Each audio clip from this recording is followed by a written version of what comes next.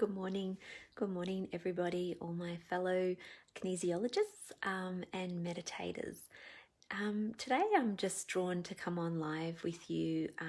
Just been pondering, doing a bit of yin yoga this morning, just gently stretching out my back and in my thoughts today. And I just wanted to share with you, I just felt drawn to come on and share with you all just a bit of a journey that I've been on this week. I run a meditation class in the mornings, and this week was all about letting go and releasing. And for me, what came through to bring in, because we as we let go, we bring something in, it was the symbol of the elephant. And for me, it's quite a powerful symbol, and it's something that's really been around me a lot, probably all year, that elephant. And it symbolizes to me gentleness, a wisdom, but yet a real power and strength. Because if you think about the elephant, they're quite gentle animals, but yet they're very strong and big and in their space as well.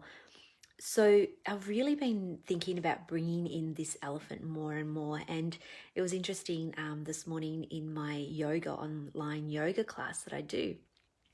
I listened to one of the talks about different goddesses and different energies, the different deities that mainly from, the Hindu Indian culture. That's, part of where I went earlier on in the year to India when I experienced that and got to understand and really immerse myself in the different energies of the goddesses. So anyway, the talk today was, of course, about Ganesha. And Ganesha is, I don't know if you know the image. I'll find an image online and I'll pop it up in the comments. But Ganesha is that elephant head with the body, with the boy's body.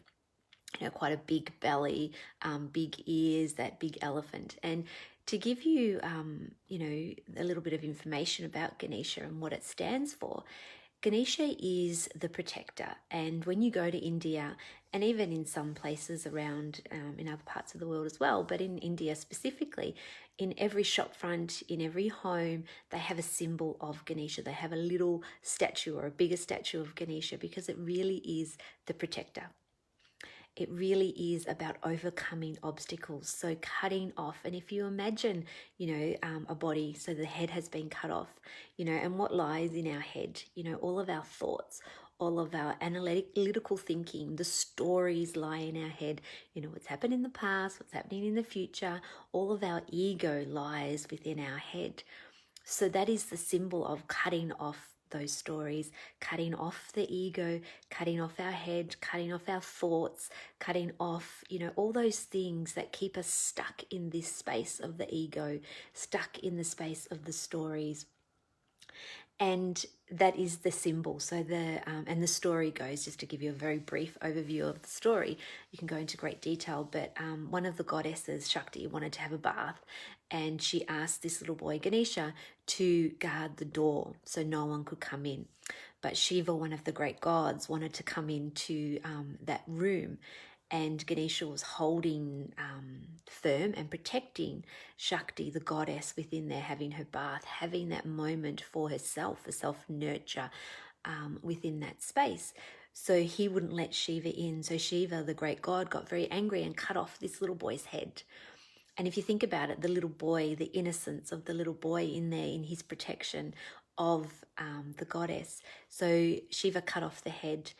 And then, the head fell on the ground, but then Shiva felt very guilty for doing that to the little boy.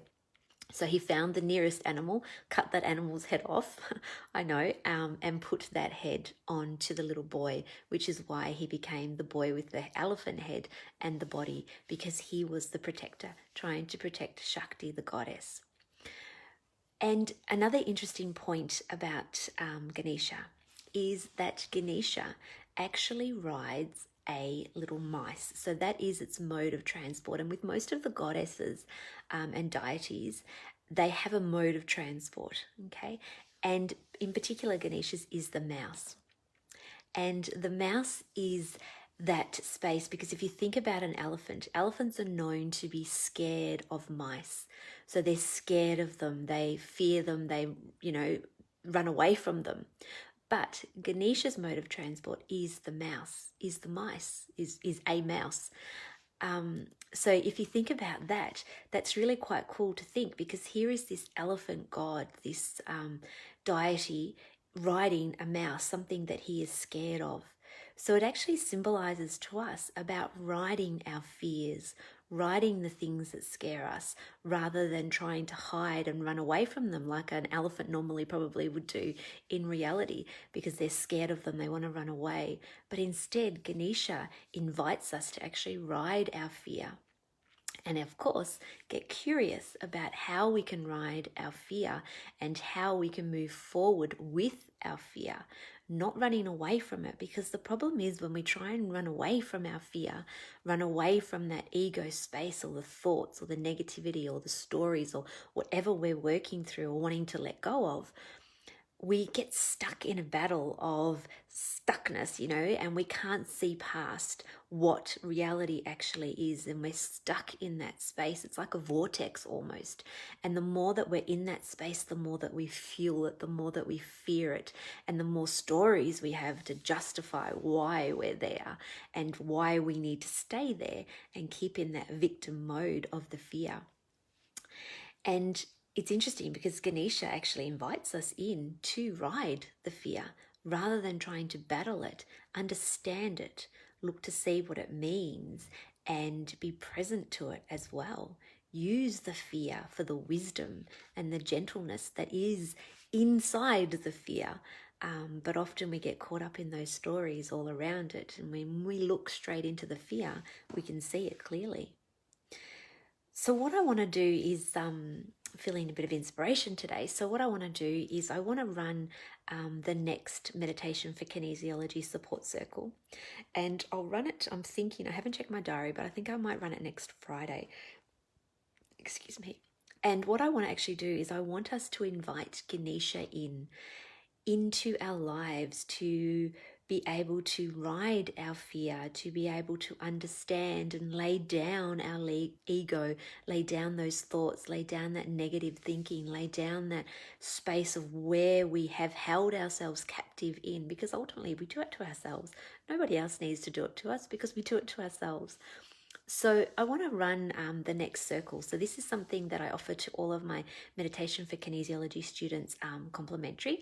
And it's just my way of further supporting you on this journey, because we do bring up a lot of our own stuff as we start to delve into ourselves.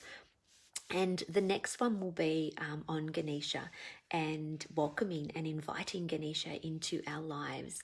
So what I'll do is I'll jump online and have a look at my diary. My computer is actually being fixed today after a few tech issues over the past couple of days. So it's been fixed today. So I'm without a computer, but I'll do it, set up a little event in our group, and it will be on Ganesha. And welcoming in our fears, beginning to ride our fears, and laying down the obstacles, cutting off our head, not literally, we won't literally cut off our head, don't worry, but cutting off our head, cutting off the thoughts, cutting off the ego, cutting off those stories that we've told ourselves, and just becoming open to the wisdom, to the gentleness, to the strength and the power that the elephant brings us. So yes, stay tuned when that will be, and I hope that you can all join me. Otherwise, it will be recorded and I can send it out and you can watch it then. But this is open to all students, past, present, anyone who is wanting to connect into Ganesha. So thank you for joining me and listening to me ramble, and I suppose make sense of it more in my own head as well. So thank you for giving me that opportunity, and enjoy the rest of your Friday. So much love. Bye, everybody. Bye.